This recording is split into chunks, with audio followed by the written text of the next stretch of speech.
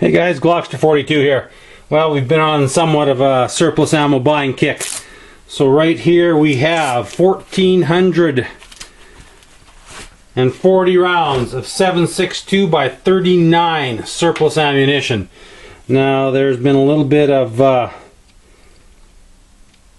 discussion at the gun store whether this was in fact Russian ammunition or Ukrainian ammunition. Fact of the matter is, you don't want to confuse the two, because you call the Ukrainian a Russian, you call a Russian Ukrainian, you're going to get punched in the mouth. So it's Eastern European origin, could be Ukrainian, could be Russian. 1,440 rounds for $299 Canadian comes out to about 21 cents a round. Now compared to that to what I was buying the Czech surplus for, it's a little bit more expensive. The Czech surplus used to come in at about 18 cents a round. This stuff's coming into about 21 cents a round. So let's get this puppy open and see what we've got here. From what I'm seeing, I certainly wouldn't want to try and get this stuff open in any kind of quick manner if you were out in the field or something and the bullets were flying around you. Nasty old flat-headed screws, a big steel band, and I believe it's probably going to be, I'm not sure what we're going to find inside here, whether it's going to be loose pack or cardboard or what we're going to have. So we're going to have to take a look-see here once we get this puppy open and see. So let me get these last two screws out and see what we've got inside. Alright guys, bring your patience hat when you go to take these off, man. Those screws are not much fun. And looks like we're gonna need a different kind of, there we are, cutter for this. So let's see what we got inside here, guys. Okay, the old cardboard.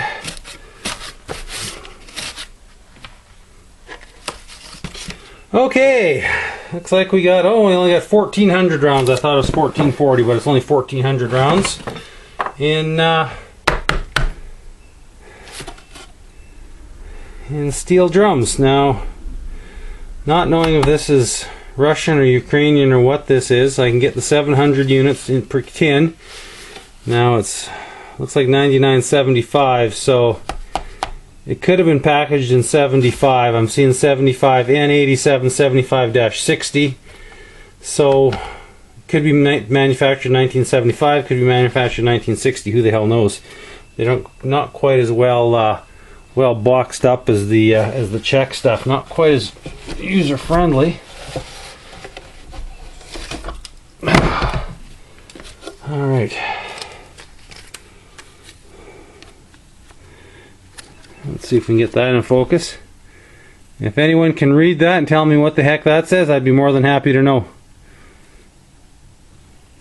I know Russian and Ukraine uses the same alphabet, but like I say, I don't know what this stuff is. So I'm only going to open up one of these tins. I'm going to go shooting here in a day or two, and I want to see which is better here. So let's reposition and see what's inside these tins. I gotta tell you,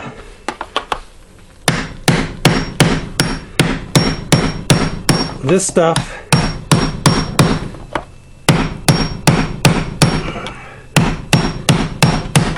is pretty much put on for the end of the world.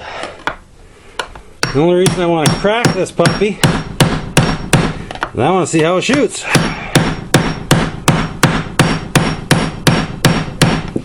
In both my SKS and in my CZ858. So, I'll palm this off and we'll see what's inside. I tell you, there's got to be an easier way of doing this. There probably is. I just don't know what it is.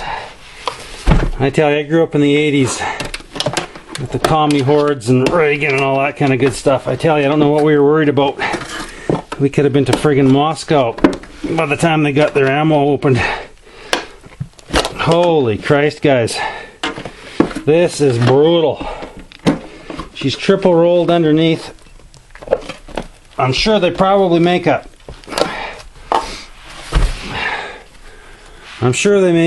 tool for this.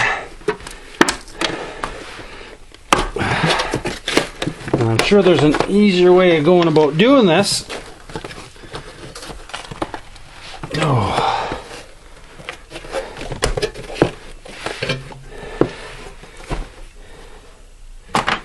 You can see where she's rolled over right there.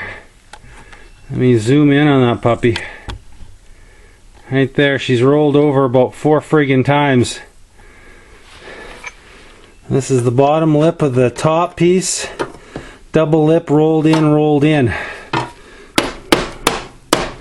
So like I say, I'm sure the commies made some kind of a can opener to facilitate opening this up a bit. So let me zoom out, cut, and see if I can't beat the hell out of this some more. Alright guys, we got her.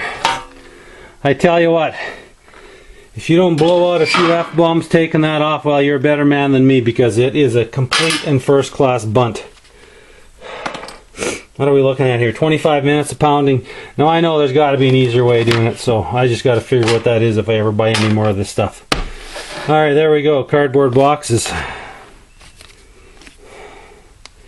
More packing stuff. Packed by, packed when, I don't know. Can't read that language.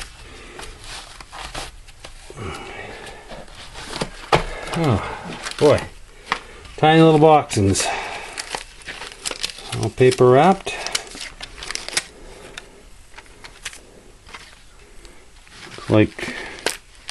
Looks Chinese to me. It looks very similar to my Chinese stuff. Okay, she's head stamped 80 on the top, 75 on the bottom, so I don't know if that's manufactured in 75 or 80. Alright, here it is. Steel copper washed bullet, probably, and another steel lacquered case. Lacquered.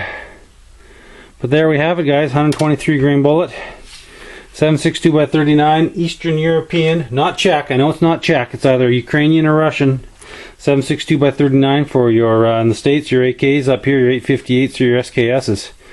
So there we have it, the epic unboxing of this stuff, guys. At 21 cents a round. It ain't cheap, but it's comparatively speaking what's available out there. Available and usable. So we're going to go out and do some bench rest with this stuff. Well, not bench rest, but we're going to do some accuracy and accuracy testing with this to see how it shoots compared to my good old Czech stuff. I can see they get a little sloppy with some of the lacquer or the polymer or whatever they're using on that, but we're going to give that a whirl and see how it goes. Alright guys, thanks for coming along. Later. Okay guys, we've got an update on this ammo. I can definitely say from my research it is not Ukrainian. It is indeed Russian ammunition. Now I don't know if I'll be able to focus there, but right on the top we can read 60, and 60 equates to the Russian state factory in Frunze. It's now independent state of Kyrgyzstan, which is just northwest of Iran, bordering on the Chinese border. So this is 60, which indicates the factory, and 75 on the bottom, which indicates that this stuff was manufactured in 1975. So in terms of surplus ammunition, it's not that old. We'll have to see how it fires, but it's good to know exactly what it is, where I've got it, what I've got, and let's see how it shoots. But I thought I'd throw that in there, guys, so you would know exactly what we've got here. And we can see we're using the Czech stripper clips to get a bunch of this loaded up, just to make it a little quicker when I'm out tomorrow at the range shooting. Alright guys, I just thought I'd throw that in so everybody knows what it is. Good deal. Later.